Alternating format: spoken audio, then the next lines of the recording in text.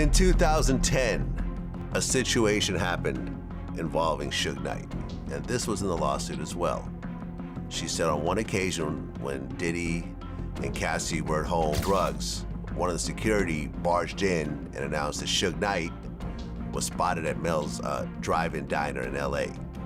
She said Diddy got dressed, retrieved multiple guns from the safe, and ran out. Diddy pulled up in the Cadillac truck, and D-Rock got inside the truck. Got it. And Puff said, yo, let's end this shit right now. Biggie was he was advocating for Biggie to be on the cover at Rolling Stone, and Diddy said no. He made a comment saying that, no, Biggie is dead. I'm putting out No Way Out. I need to be on the cover at Rolling Stone. I remember that whole story vividly. You understand? Puff was doing the No Way Out. He was taking the runs of Bad Boy and putting it on his shoulder because it's his company. Puff advocated and said that if I own the marketing and I own the publishing, what could they do? One of the lawyers representing Sean Diddy Combs in trafficking case is quitting. Anthony Rico filed notice in Manhattan federal court Thursday, writing, quote, "Under no circumstances can I continue to effectively." Rico, one of 6 attorneys for the music mogul, did not offer any other details. So when Diddy's situation went down back then, we all thought that was the craziest it could get. But the real shocker, that was just the warm-up. Turns out this guy is even more out of control than we ever thought. Did Sean Combs really try to blow up rapper Kid Cudi's car?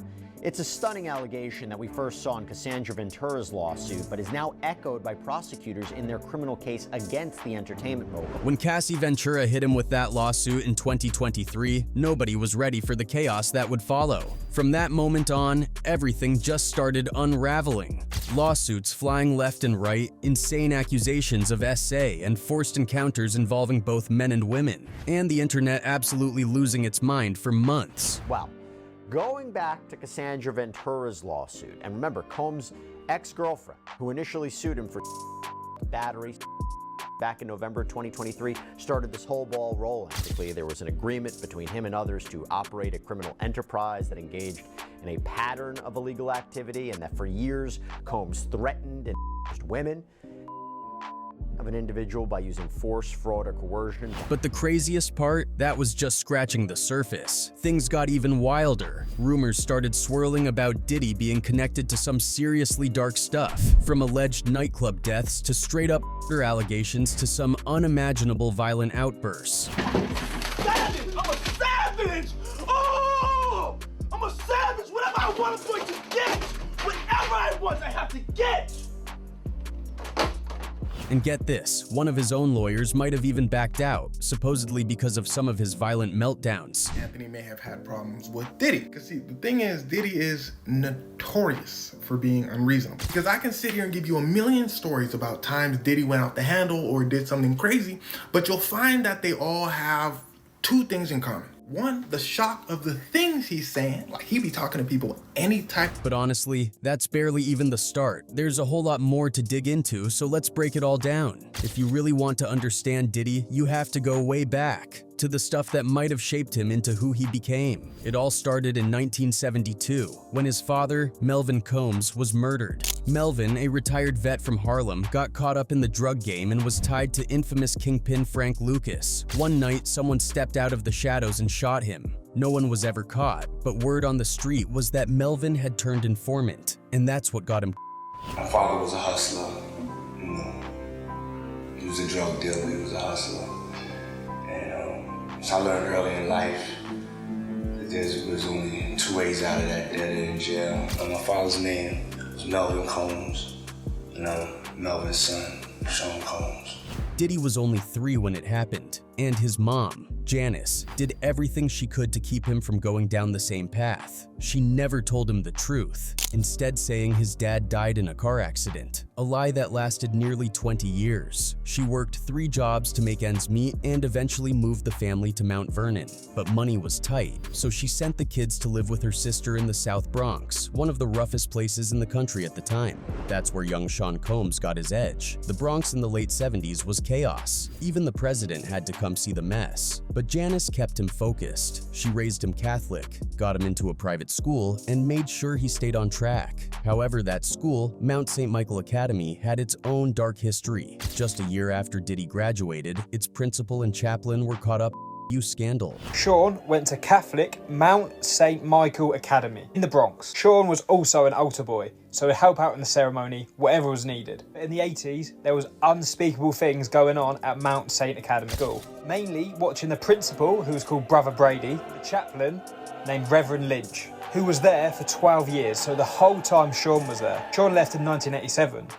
But both of them were charged in 1988. The case never went to trial, but one of them still ended up working in Catholic schools. There's no proof Diddy was involved, but if history has taught us anything, trauma runs deep. And when you look at the stories that later followed him, people talking about how he made undress, how he admitted to sleeping in the same bed as Usher, how he had a strangely close relationship with Justin Bieber, and even lawsuits from men accusing him of abuse, it's hard not to wonder if something happened to him too. This was never about whether Diddy was This was about a cycle repeating itself. Now jump ahead to his college years. His family was thrilled when he got into Howard University, but school wasn't his thing. He used his New York City connections to land an unpaid internship at Uptown Records, a rising hip-hop and R&B label. And all my favorite records were made by Uptown Records. They had Guy, Heavy D, I'll Be Sure, and all my other favorite records were made by Def Jam. So I called both those record companies every day. And then I had the same meeting with Andre Harrell. He was like, well, if you want to work for free, you came to the right place. So, you know, he let me work for free. So I started working for free. Back then, he was just Sean. But even as an intern, his hustle was next level. He ran errands, handled guest lists, and organized events. But more importantly, he had an ear for talent. His first real break came when a producer bailed on a project, and Diddy stepped in. That track sold 2 million copies. A year into his internship, Uptown's founder, Andre Harrell, made him director of talent, huge for someone who wasn't even 21. Discovered Sean Combs. You made him your A&R man at Uptown. But even with his success, dark clouds were already forming. On December 28, 1991, Diddy and rapper Heavy D hosted a charity basketball game at City College of New York. The gym could only hold 2,700 people, but over 3,000 showed up. When the crowd rushed the doors, thinking they'd get in, they ended up in a stairwell instead. Panic broke out, and in minutes, 9 people, mostly teens and college students, were crushed to death. A few times I thought I was gonna pass out because it was hot on that staircase. You know what I'm saying? And when they closed the doors, I knew something was going down. City College was a deep, deep, deep experience. I watched people take their last breath, regurgitate, and die. Security got the blame, and City College took most of the heat, but Diddy's name was all over it. He later claimed he was so traumatized that he thought about ending his own life, saying he was left alone in the gym with the bodies, trying to bring people back. Tragic, right? But here's the thing. The real victims were the families who lost their loved ones. And if that wasn't shady enough, there was supposed to be charity money from ticket sales. But when all was said and done, that money was nowhere to be found. Some even wondered if it ever existed in the first place. Lawsuits followed. Some got settled quietly, but one 1998 civil case straight up exposed Diddy. When a judge ruled he was lying about trying to save people at the City College tragedy, it raised a bigger question. Was this just a tragic accident, or was Diddy more focused on protecting his image? By the early 90s, Diddy was more than a rising mogul. He was the king of the party scene. His daddy's house parties were legendary, packed with celebrities and athletes, all while he networked his way to the top. But behind the glitz, things got questionable. Then came Usher. In 1991, at just 14, he was sent to live with 25-year-old Diddy for mentorship. Even Usher's label exec later admitted it was a bad idea. In a 2016 interview, Usher's expression spoke louder than words. I went there to see the lifestyle, right? And I saw it, and it was. But I don't know if I could indulge and understand what I was even looking at. It was pretty wild. So nobody tried. 14 years old. You're a dad now. Would you ever send your kid to Puffy camp? Hell no. Diddy, meanwhile, casually admitted they used to sleep in the same bed. That's my brother right here from day one. We used to wake up and, I mean, damn, pause, but like just I mean, back in the days when he was like 10 and I was a little bit older, his older brother, we used to fight over the frosted thing before pause was invented. You know what I'm saying? But it's my brother for real. We used to actually wrestle off of the frosted flakes because he used to always get up early. Now he's one of the No one has ever explained what really happened, but the setup was disturbing no matter how you look at it. Across the city, another young man was on a different path. Christopher Wallace, aka Biggie Smalls. Raised by a single mother, he was selling D by 12 and facing a 15-year sentence by 20. Then, in 1993, fate stepped in. While digging through demo tapes, Diddy found Biggie. The guy wasn't even trying to make it. His producer friend had pushed him to record, but Diddy saw something. Just as he discovered his star, his own career took a hit. After 3 years at Uptown, he was fired. Officially, it was to push him toward bigger things. You fired him, which is fascinating because you kept this relationship and you worked with him for many years. When I fired him, it was like I had an artist in the building. As an executive, he really is a very artistic guy. He can make videos, he can style. So I started to branch out in the movies and the television. So then Puff wouldn't really listen to anybody but me. So my full-time job became managing Puff. Even when I let Puff go, for the whole time he was let go, he was always on payroll.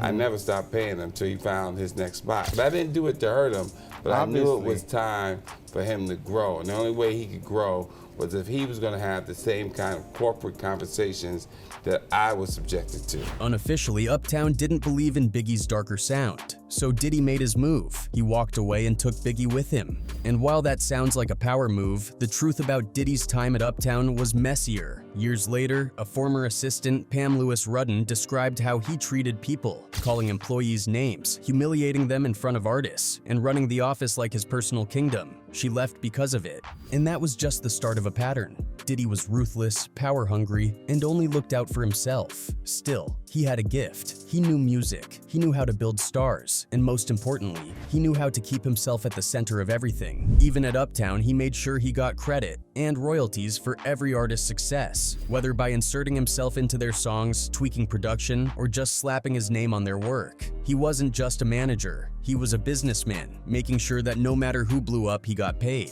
And as his influence grew, so did his ability to dodge consequences. The City College tragedy, the missing charity money, the allegations of exposing Usher to inappropriate situations, the toxic workplace behavior. None of it stopped him. Any one of those things could have ruined someone else's career, but not Diddy. He was untouchable. Then came the next chapter, Diddy and Biggie taking over hip-hop. When Uptown didn't back Biggie, Diddy left and built an empire around him, and it worked. Biggie's debut album, Ready to Die, wasn't just a hit, it was an instant classic, going gold in under 2 months and making him the biggest rapper in New York. He was working with Michael Jackson while still keeping his street cred, and through it all, Diddy was right there, making sure everyone knew he was the mastermind. But their rise was as fast as it was dangerous, because in March 1997, while Biggie was in LA, promoting his second album, Life After Death, he was gunned down, shot at a red light on Wilshire Boulevard. As Biggie's vehicle pulled out, it was being driven by one of the bodyguards, and as they pulled towards the light at the intersection, a vehicle pulled up alongside. The world was shocked, but at the same time, not really. The East Coast-West Coast rivalry had been spiraling out of control, especially after Tupac's murder just months earlier. Biggie's death left more questions than answers. And at the center of it all, Diddy. Was he really Biggie's mentor, his friend, his right-hand man? Or was he the reason Biggie never made it out alive? Biggie owed Diddy everything, but cracks started to show. Insiders later revealed Biggie was planning to leave Bad Boy. He was mad at Big and, because Big wanted to make his own label and he was saying he couldn't protect them and all this type of shit. Then Biggie was gone, and Diddy's reaction was chilling. Instead of grieving, he pushed Life After Death, denied his publicist time off, and used Rolling Stone not to honor Biggie, but to promote his own debut album. After Biggie he was advocating for Biggie to be on the cover at Rolling Stone, and Diddy said no. He made a comment saying that, no, Biggie is dead. I'm putting out No Way Out. I need to be on the cover at Rolling Stone. I remember that whole story vividly. You understand? Puff was doing the No Way Out. He was taking the runs of Bad Boy and putting it on his shoulder because it's his company. Puff advocated and said that if I own the marketing, and I own the publishing, what could they do? Even Suge Knight was shocked at how cold he seemed. Rumors swirled. Some believed Diddy had a hand in Biggie's death, or at least did nothing to stop it. Biggie was outgrowing him, and Diddy needed him more than the other way around. Without proof, it remained speculation. But the fact that people considered it possible spoke volumes. Months later, Diddy launched his rap career. No Way Out sold big, but only Biggie's verses got attention. Decades later, Diddy's solo tracks barely register. He was never a good rapper, awkward delivery, zero writing ability, and total dependence on ghostwriters. His success came from surrounding himself with talent and packaging their work as his own. Legends like Biggie, Jay-Z, Nas, and J. Cole wrote for him, but he was never on their level. His albums were glossy but hollow, DJ Khaled-style compilations, except Diddy forced himself into the spotlight. None of his music stood the test of time, overshadowed by shady business deals and later even darker allegations. But nothing encapsulates Diddy's exploitation better than what happened to Shine. The young Belizean rapper was hailed as the next Biggie after signing with Bad Boy. He had the talent, the drive, the industry machine behind him, until Diddy ruined his life. So, December 27, 1999, Shine was out with Diddy at a club in Times Square when things got heated and guns came out. Shots were fired, 3 people got hit, and when the cops showed up, Diddy, Shine, and Diddy's bodyguard were all facing charges. But here's where it gets shady. Diddy hired a top lawyer for himself and his bodyguard, leaving Shine to fend for himself. Shine swore he only fired into the air, and ballistics backed him up. Some witnesses even said Diddy had a gun and fired too. But guess who walked free? Diddy. And guess who got 10 years? Shine. Puffy got acquitted and he got 10 years. He was betrayed. I was absolutely set up to be the fall guy. 9 years behind bars. A kid just starting his rap career thrown away like nothing. Meanwhile, Diddy barely looked back. Shine turned his life around after prison, went back to Belize, got into politics, and is now helping his country. But when he spoke about Diddy in 2024, he didn't hold back. This is someone who destroyed my life. Let us not lose sight of what the cold hard facts are. This was not someone who I vacationed with and who he and I enjoyed this great intimate brotherhood. This is someone who destroyed my life. And honestly, he wasn't the only one. Diddy had a habit of using young artists to boost himself, then leaving them in the dust. Biggie, Mace, Black Rob, Shine. The pattern was clear. And by the early 2000s, his empire was already crumbling. Bad Boy Records, once a powerhouse, was barely making money. His biggest stars either left, retired, got locked up, or worse. But somehow Diddy kept getting richer. Because here's the thing, he was never really about the music, he was about himself. He built an image, networked like a pro, and made sure he was always in the right rooms. But real connections, loyalty, that wasn't his game. And by the mid-2000s, his rap career was fading. His label was sinking, but he was somehow more famous than ever. And a big part of that, the parties. Diddy's parties were legendary, especially his white parties in the 2000s. Before all the insane allegations, these were the place to be. Anna Wintour, Donald Trump, Kim Kardashian, everyone wanted an invite. The press treated them like Hollywood's biggest events, some even saying the guest list rivaled the Met Gala. These are the Diddy pictures Hollywood doesn't want you to see. Every A-list celebrity from Leonardo DiCaprio to Mariah Carey can be seen partying with the disgraced rapper at his various get-togethers dating back to 1998.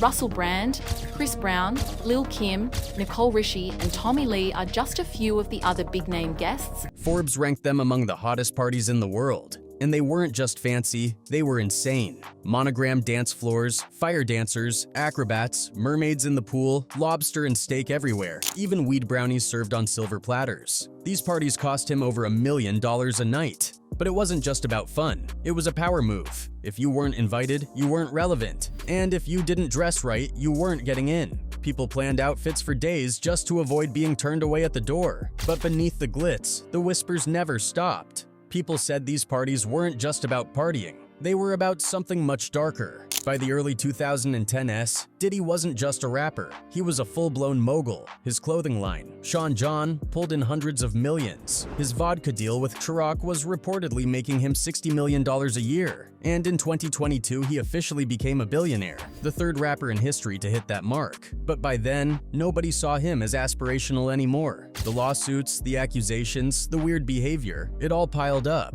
He wasn't the king of the industry anymore. He was just a rich guy with too much power and too many secrets. And then there was the whole thing with Justin Bieber. In the early 2010s, Justin was the biggest pop star on the planet, a teenage superstar. And somehow, he ended up spending a lot of time around Diddy. Some of it was caught on camera, but other moments practically erased from the internet. The most infamous clip, Diddy casually saying he and 15-year-old Justin were having a 48-hour with Diddy, but refusing to explain why. I mean, wherever you want to go. Where are we going? So check this out, yo. Justin, you ever seen the movie 48 Hours?